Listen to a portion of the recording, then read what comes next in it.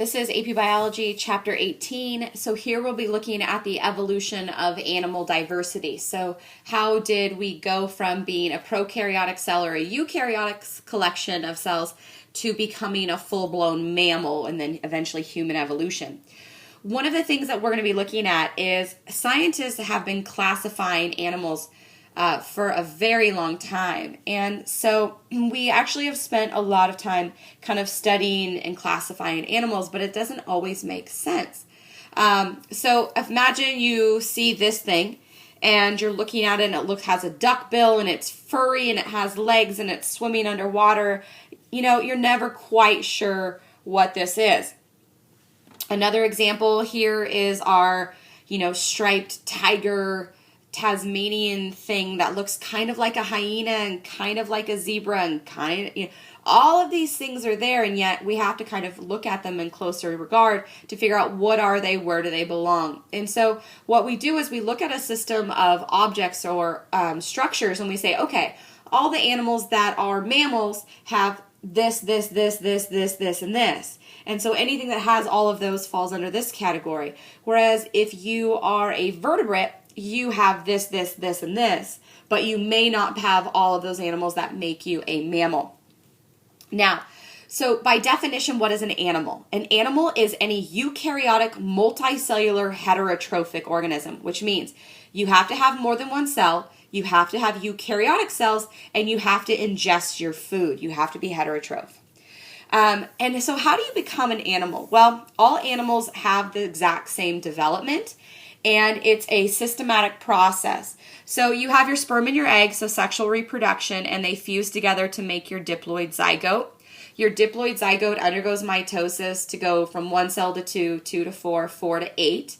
And then it goes from the 8 to the couple hundred cells.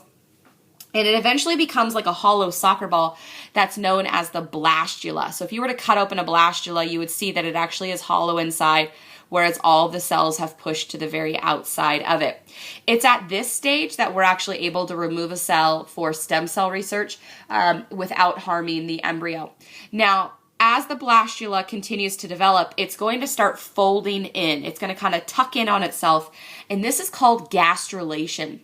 What happens in gastrulation is that the cells figure out what tissue layer they're going to become. So the cells start to figure out, okay, I'm going to be an ectoderm. I'm going to be an endoderm or a mesoderm. Once that's established, the cells know that they can only become something that is within that tissue realm. Then what happens, if you look very closely, is that through this endoderm, what's eventually going to form is our digestive tract. Once we have our digestive tract, development continues, and then you get your adult structure or your adult organism, which will undergo meiosis to make an egg or a sperm. Now, how did animals come about? One of the scenarios that's kind of widely accepted is that there was a bunch of cells and they colonized. So eventually they developed from protists. Remember, protists are single-celled eukaryotic organisms.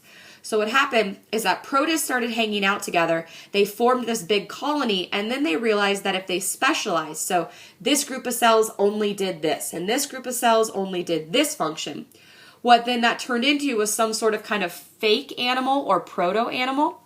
And that you look at the evolution of an animal, it actually looks very much that way, right? You have a group of cells, they all cluster together, and then they start to specialize.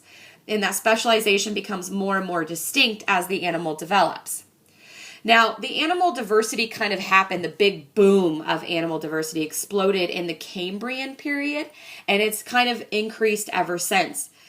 And so that is known as evolution's kind of big bang, and that's where we find a lot of the fossils and kind of gives us those representations of all those cool animals that used to exist. Now, one thing we're looking at when we look at animals is how do we classify them? Well, one of the basic classifications is the two different types of body. You can have a body that can be radially symmetrical, which means you can slice it like a piece of pie. So top to bottom, it looks the exact same all the way around.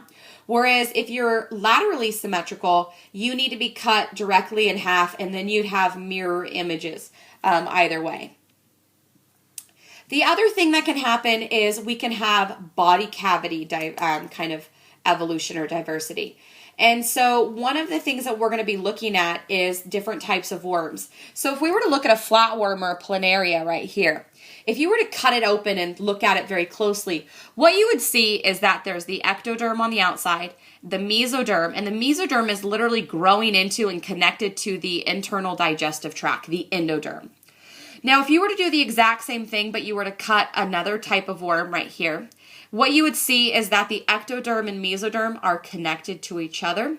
And then there's this like fake air space. And then on the inside of that is the endoderm or the digestive tract. Now, the most advanced type of worm is the segmented annelid, so your giant earthworm. And if you cut that open, what you'll find is that there's the ectoderm on the outside. The mesoderm is connected to the ectoderm. And it's also growing to the inside, and it's wrapped around the endoderm of the digestive tract. And in doing so, though, it creates these pockets. And those pockets are what we call the coelom. And it turns out the coelom is actually the airspace or the area in which internal organs actually get to hang out. So if you think about how our body is, if you cut open a human stomach and you look in there, those body parts actually are just kind of floating in there. They're connected to each other, but they're not like compact in a solid structure. There's gaps in there. And that's due to that coelom that developed very early on evolutionarily in our segmented worms.